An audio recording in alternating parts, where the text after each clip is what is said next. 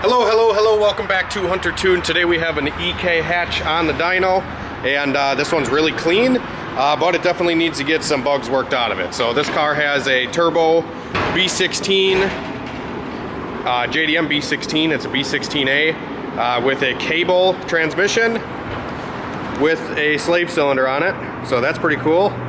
I've seen a few of these in my day where they use a cable transmission on a hydro car, which is a little backwards. Usually you want to use, like, if you have an EF or a cable car, like an EF or a DA, then you put a hydro tranny in it, then you convert cable to hydro, but usually you don't go hydro to cable. But sometimes guys just use what they got, and this one is kind of that way. So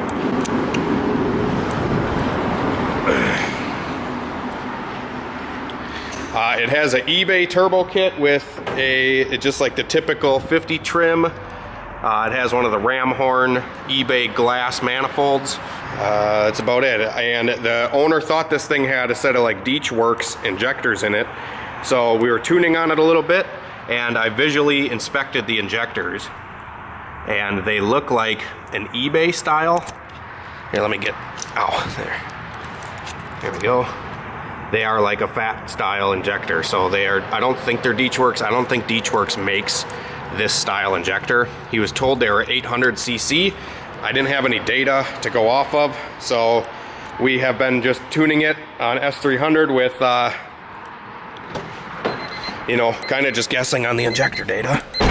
And we went through, started tuning on it, and let's see here, fuel injectors. I have them set up as an 850cc injector, and I ended up having to pull a ton of fuel out of the map.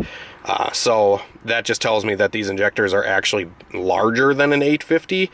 These are acting like a 1300cc injector. And they are definitely showing their weakness at idle and cruise, which could be from a whole nother issue that I may get into here in a second. So this car runs good. Got it tuned up, running pretty decent. But if we go in here and we go to the display and we start data logging, you can see our battery voltage is not charging while it's running. So we inspected the wiring on the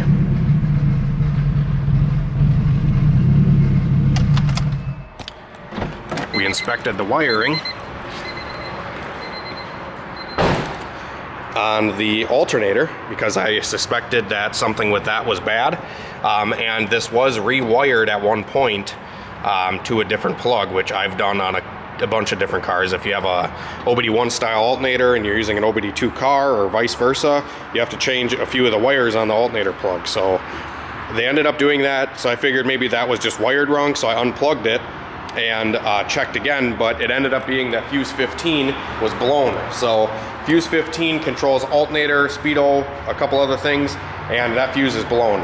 Every time we put a new one in, regardless if the alternator is plugged in or not, it's still blowing that fuse.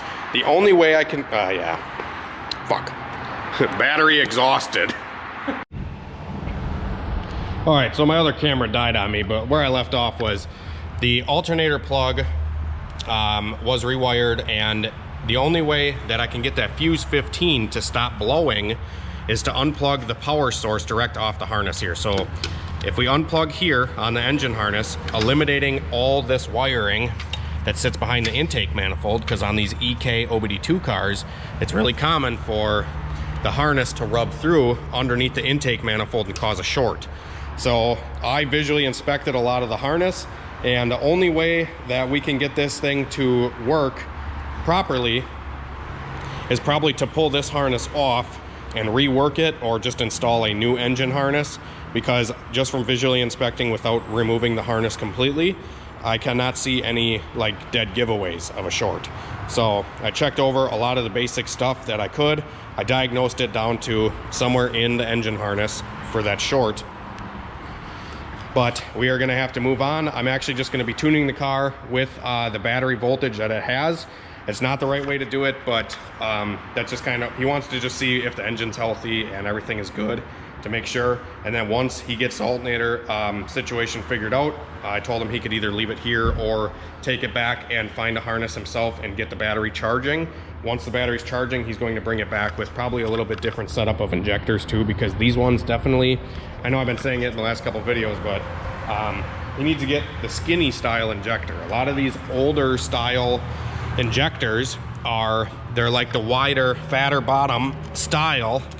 So that's a kind of a dead giveaway. If you have a large injector that has the wide base, they don't run as smooth as, say, something like FID or Injector Dynamics or anything like that. A lot of the new style injectors have new technology in them, and they're a lot smaller around. I don't know if I have one here to show.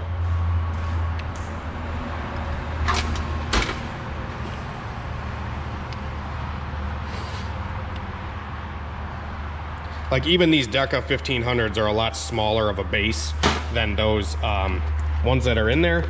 But if you guys have had different fuel injectors, you probably understand the ones I'm talking about. They're just a lot smaller around than the other ones are. So that's what we're gonna do. We're just gonna kind of see what this thing does for fun. And yeah, I had to take the spark plugs out and gap them down. The gap was around 26 thousandths, which just wasn't quite hanging with this thing. And yeah, we just turned VTEC on. 7.5 pounds of boost with no VTEC. We were making around 205 horsepower or so, 208. And now that we got the plugs gapped down, I turned VTEC on. And before I gapped the plugs down, it started breaking up ignition-wise. So now I got the plugs gapped down, and we're going to make another pull. But first pull with VTEC on, made 226 on 7 pounds. Let's see here. So these are the two runs.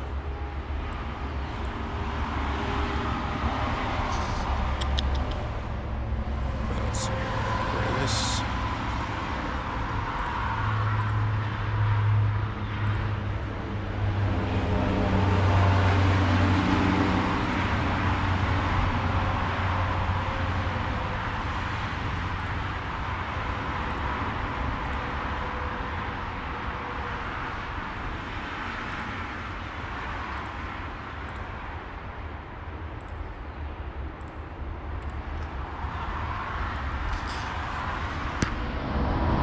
So the green is the new one with VTEC turned on while it was breaking up top, and then the red one is where I ran it without VTEC.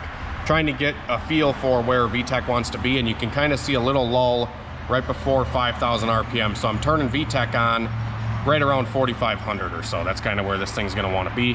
And you can see above 4,500, it's actually starting to pick up top. So now that we got plugs in it, let's try it again.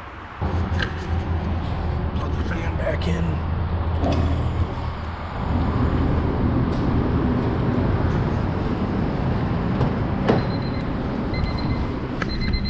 We have just enough battery voltage to get this thing up and going. It's got a really good battery in it, so the car still starts and runs fine. The voltage isn't low enough to cause any issues, I don't think. But like I said, he's just telling me, let's just try it as is. So that's what we're doing.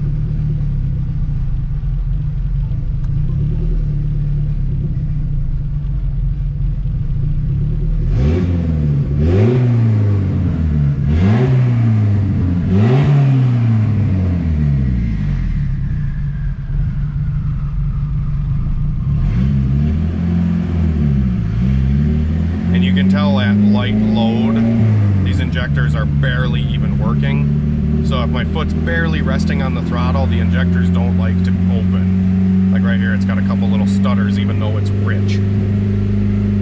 So that's a good indicator just to show that the injector is suffering even though it's rich. Stutter, stutter, stutter, stutter, even though it's 12, 13, 14 air fuel. Wide open, it's fine though, because the injector can actually be able to open farther. We're going to start the log here. I'm going to start a log on the Honda and on the dyno.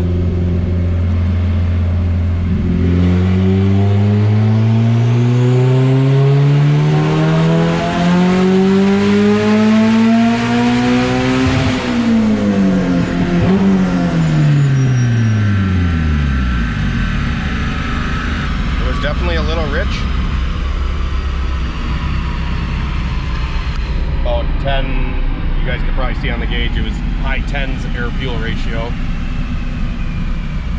And we made, let's see how much horsepower was. I made about 8 pounds of boost. 21 degrees of ignition I have in it. So we'll probably have to pull some fuel out on the next run. But that one sounded clean. Ran all the way out, no breakup issues. I never shut the dyno off.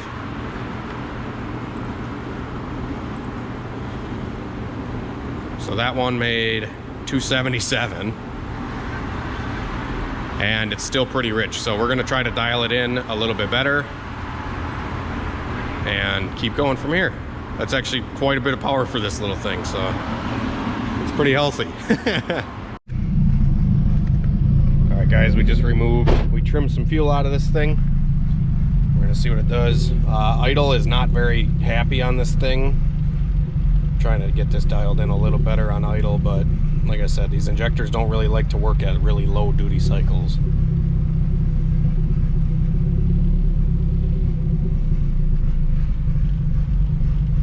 Like it's either 22 lean or fucking 12.0 rich. And it kind of just bobs back and forth on the idle there. Still, like, idle's okay, but it's spitting and popping, like I said, at low duty cycle.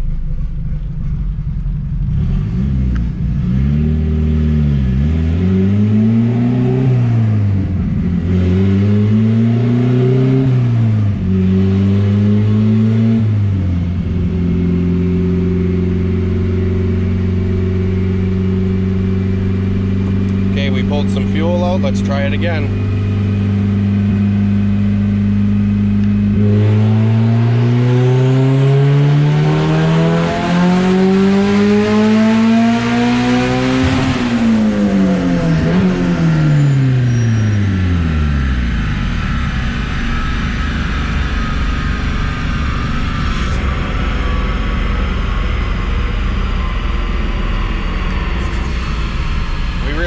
Could probably pull out a smidge more. It's like a mid 11 right now, but considering how low a boost this thing is on, it might like a 12.0 or a 12.5 air fuel.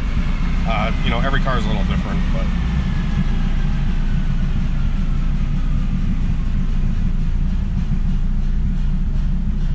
still 8 pounds of boost.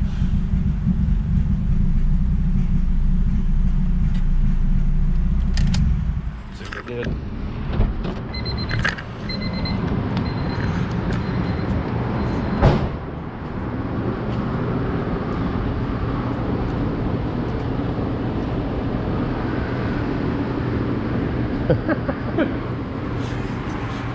$294. That's pretty good, man. Like I said, I could probably squeeze even a little bit more out of it. I might just spin it a little higher and it'll probably crack 300. So we'll keep going here a little bit.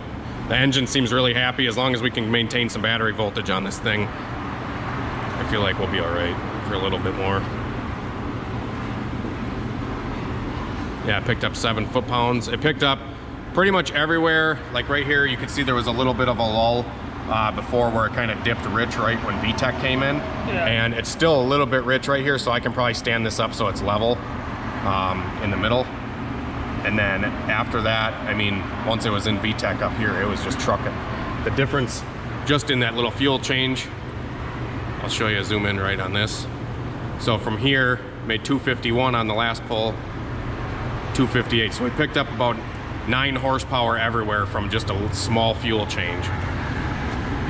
And then up top, where it got even leaner than before, 277 to 293. So that's a difference of nearly 16 horsepower. So we'll make another one here in a minute.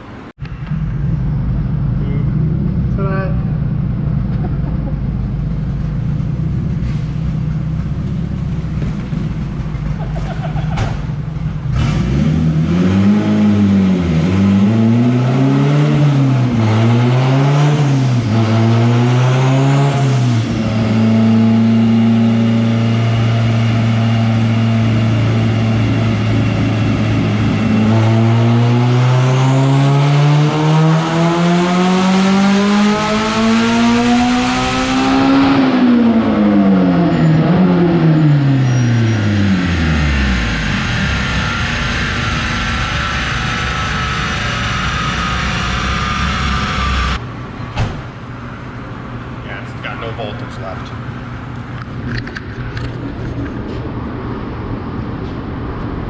It picked up a little, but I told you it'd make more up here because I revved it higher. Oop. You see where it starts to flatline though, where the RPM is no longer going to give it more power. 77. Right on the head. Oh, hang on, let me move that. 300 on the nuts. And 210 foot-pounds. Yeah, 209. That's not shabby. Right. 209.68, you round that. Yeah. So I'll just cut the limiter off. I mean, you're really only gaining like the difference right there is so minute. You know what I mean? Horsepower too. Like 3 maybe, but you're never gonna feel that. So it's best to like just leave the limiter lower. You know? Yeah, it'll live a lot longer. It'll live longer. You'll keep bearings in it. I just wanted to spin it high one time to see what, you know, where it's gonna quit. No, I'm fine leaving it a little lower. Right.